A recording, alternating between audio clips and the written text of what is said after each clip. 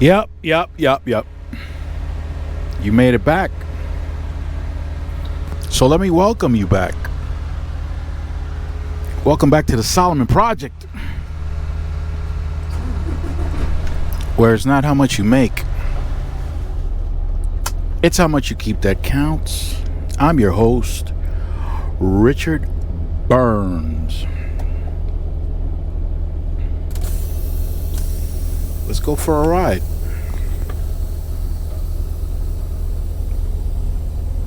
Here we go. We are in Arkansas, y'all. Y'alls. We already went past Little Rock.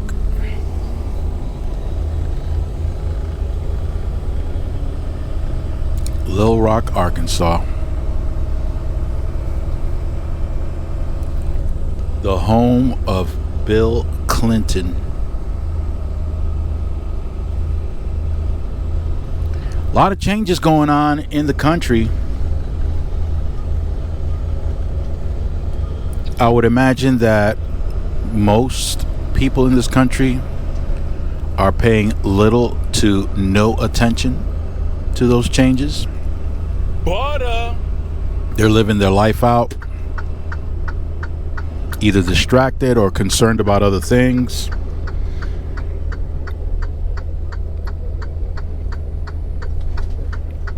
If my father were alive today,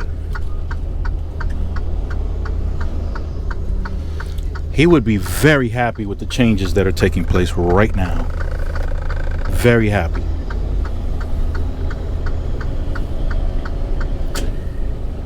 For those who didn't know or don't know, my father was a very high-ranking member of a dictatorship.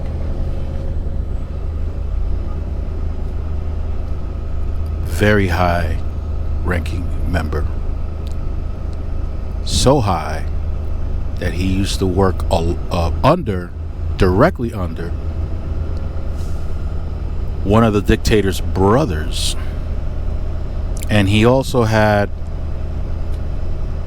other positions within the government. Very high rank.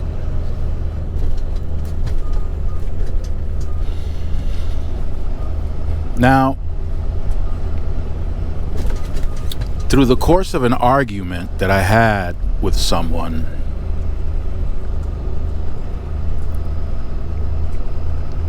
just to try to influence everyone else who was present at the argument,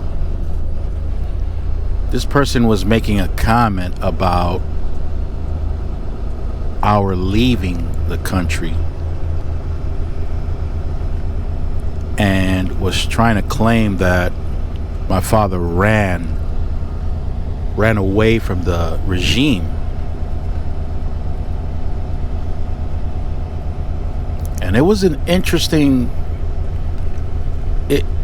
it was beyond interesting, because anyone who studies communications would have immediately spotted what this person was trying to achieve. He was trying to redirect because his experience and expertise was being challenged. I was challenging his experience and expertise, because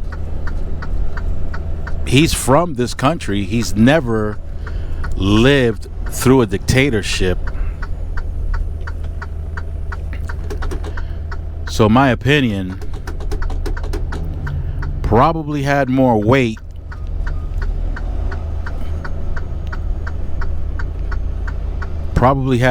than his. Yeah, there's a stop sign there, in case you didn't pay attention. Yeah. The opposing traffic had a stop sign, and 3 vehicles went right through like there was no stop sign. So here you go. So this person probably angered at the fact that somebody might have had better or more information about dictatorships and how they're formed. Because of course, my father taught me a lot about government and the government he was a part of. So I had first-hand information on things that happened. Granted, it was skewed to favor the dictator, but he still provided me with information that you may not encounter in history books.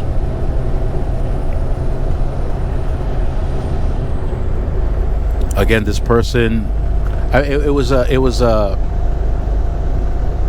a great exchange for somebody who studies communications. In any event, the person was absolutely wrong as to the accusation that my parents left the country trying to escape the regime. That wasn't the case at all, because the regime ended 1 year and my parents didn't leave until 7 years later. So yeah, this person obviously didn't. He must have felt hurt, or he must have felt like his ego was being challenged, or his credibility was being challenged, and that was the approach. But going back to what I was saying, my father would have been very pleased with the changes that are currently occurring here in the United States.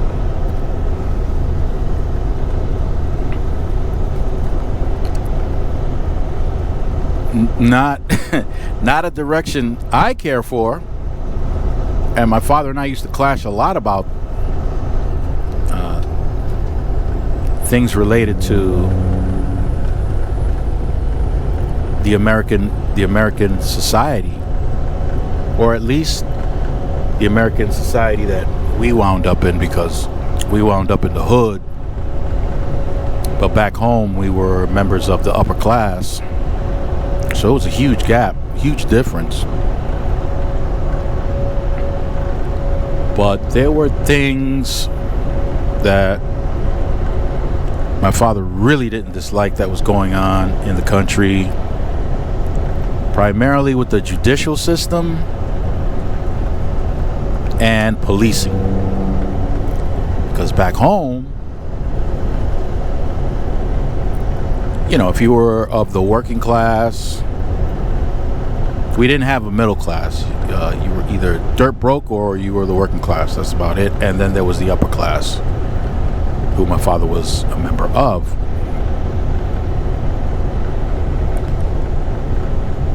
Most people were of the working class or poor. The vast majority of the population was.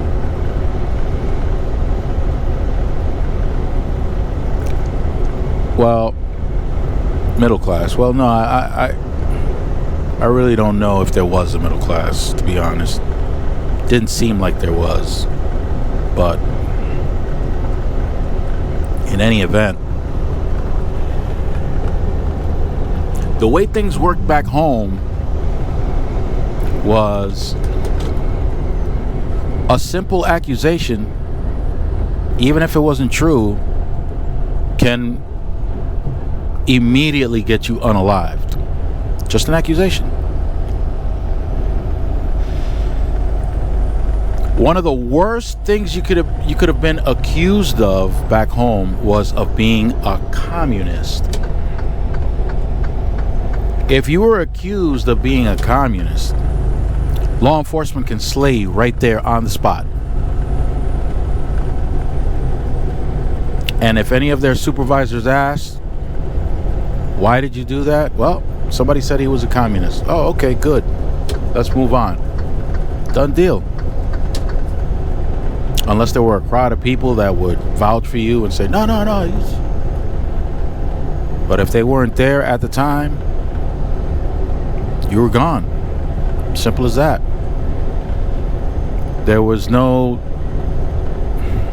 court proceeding in some cases, and if there were court proceedings, it would be terribly one-sided.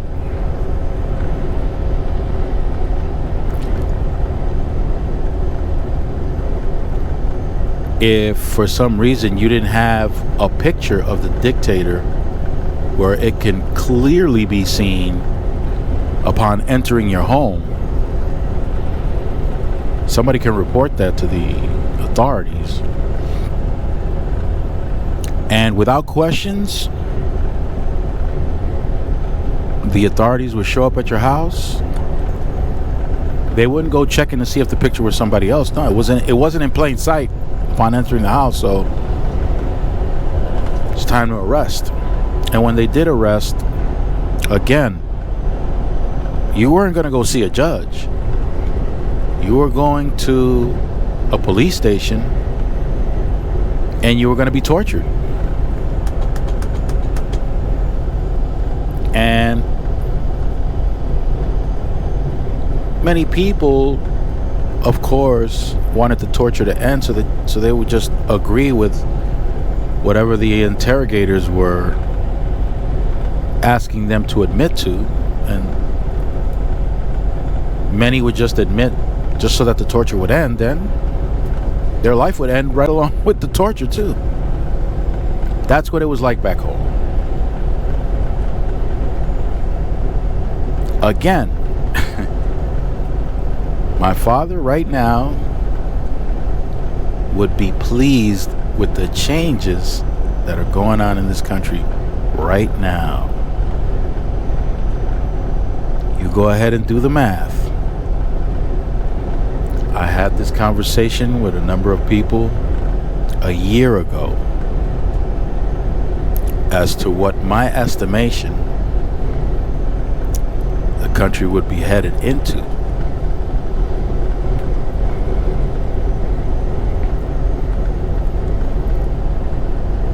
Now, keep in mind, I said my father would be happy with the changes.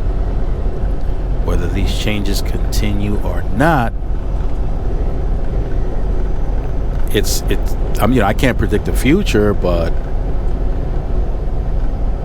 a lot of things are pointing in the direction that would please my father.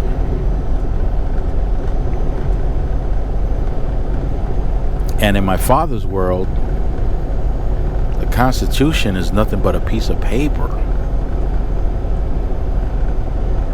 What really mattered were the decisions of the leader, whether constitutional or not.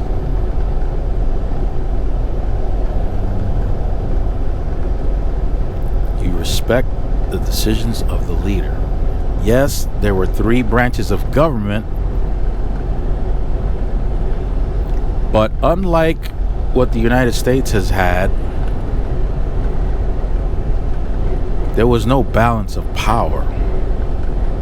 We had a judicial branch, we had a legislative branch, and we had an executive branch. The truth was that there was only one branch that ruled, and that was the executive branch. That's it. The other 2 branches were there. I don't know what they were there for. Maybe just to give the illusion that they were operating the same way the United States operated, or that the United States operates. 3 equal branches of government. There were no equal branches back home. There was only one, the executive branch. And it's interesting how it was interesting how the judicial branch in this country, the United States, gave the executive branch an incredible amount of power that I can't recall it had before. I would have to check my history notes, but I don't recall the executive branch having this much power. And the decision that George Washington made was a deciding factor. The decision that helped create the distinction between a monarchy and the system that we have now.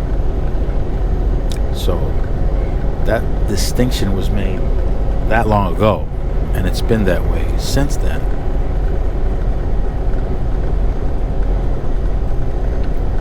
But the Supreme Court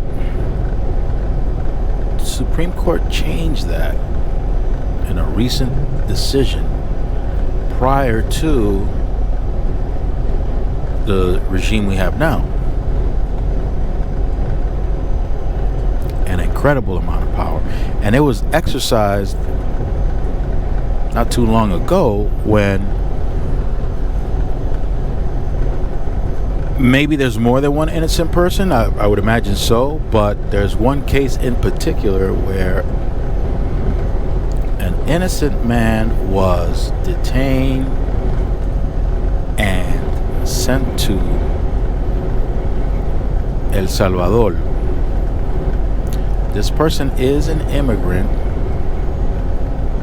but he was here legally. He was here legally. Yet, he was snatched up by ICE and sent to the prison in El Salvador. When the courts, when the federal court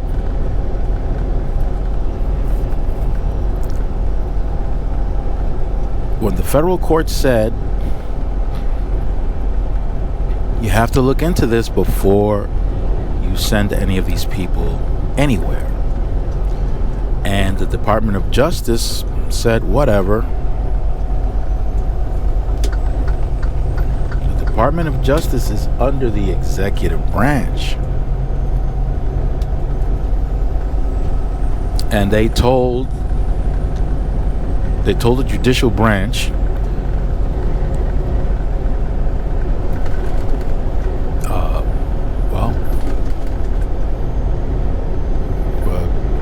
we're going to do it anyway. After the federal court judge said, no, can't just send people without due process.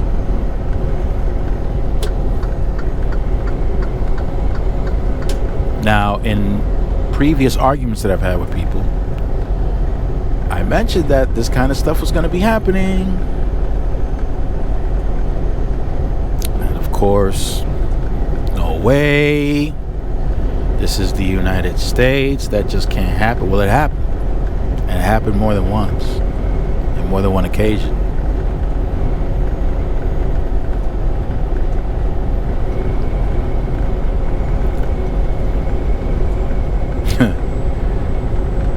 Another thing that was said, well, Trump's not going to leave. He's here for good. Nah, this is the United States. Okay, he's already talking about a third term.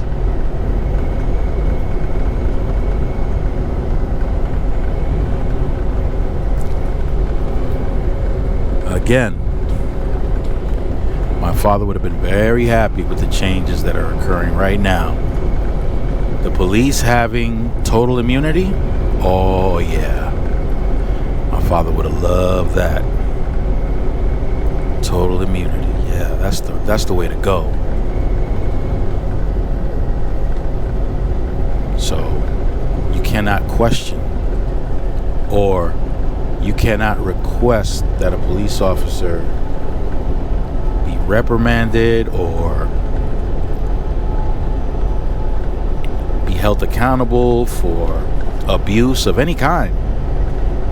That's the way it's supposed to be as far as my father's concerned. If a cop stops you, tells you to get out of the car, you give him any lip, he can pull out and smoke you right there. Yeah, that's acceptable. That's how it went down back home.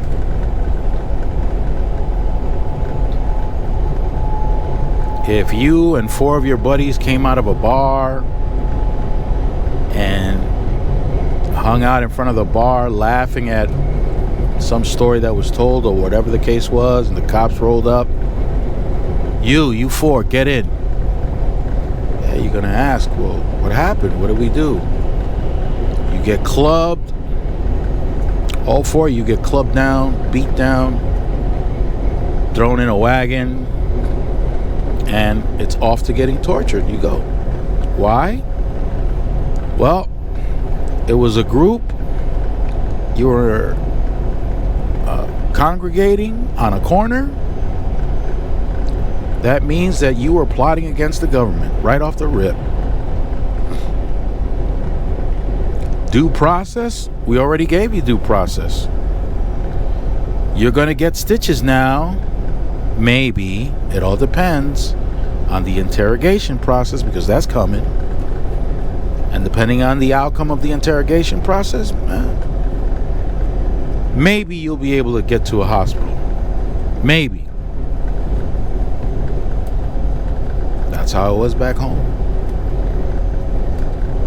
And those are the type of changes that my dad would have been proud of had this country decided to go that route. So yes, he would have been very happy with the changes that are taking place right now.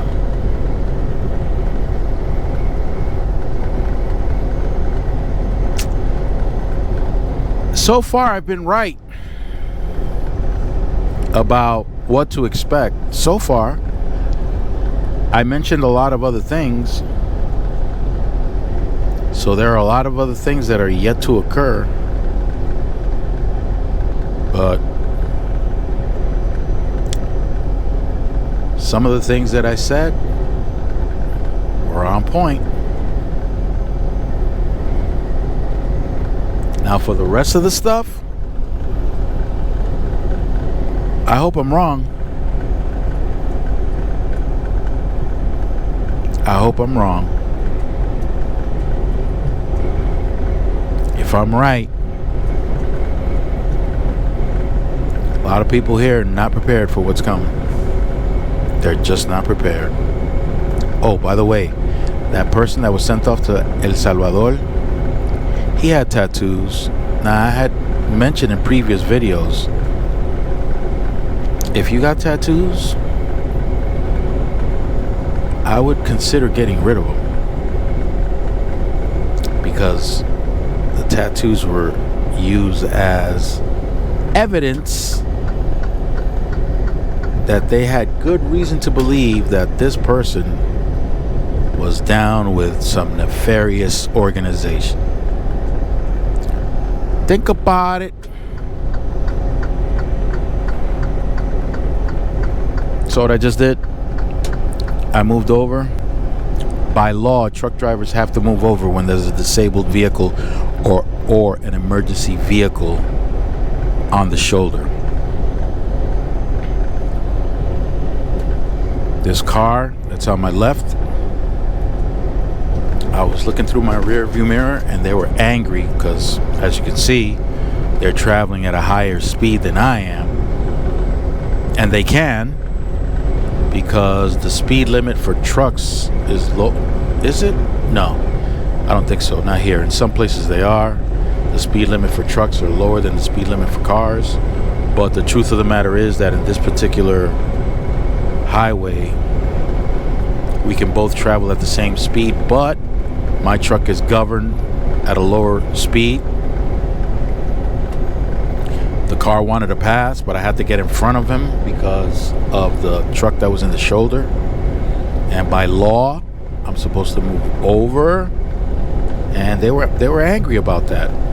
And I see a lot of that. I see a lot of people getting angry when a truck changes lanes, moves over to the left.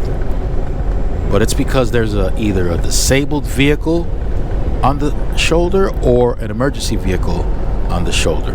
I already know one truck driver that caught a ticket, even though the circumstances are, according to the rule, is that if you can't move over, you have to reduce your speed substantially, and that's what he did, and he still got a ticket. He still got pulled over by law enforcement and got a ticket for not pulling over. But he couldn't because nobody on the left allowed him to move over. Anyway, thanks for coming by. Not one of the most high-spirited of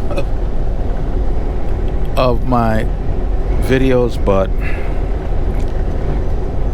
like the popular phrase says, it is what it is. I left maybe more than one video on my community page that you could visit and see what to expect if I'm right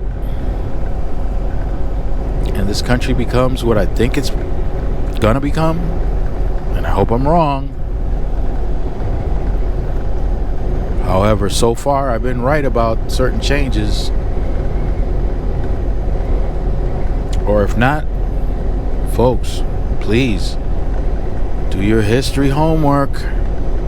Do your history homework. And with that, stay fresh and keep it profitable, y'alls.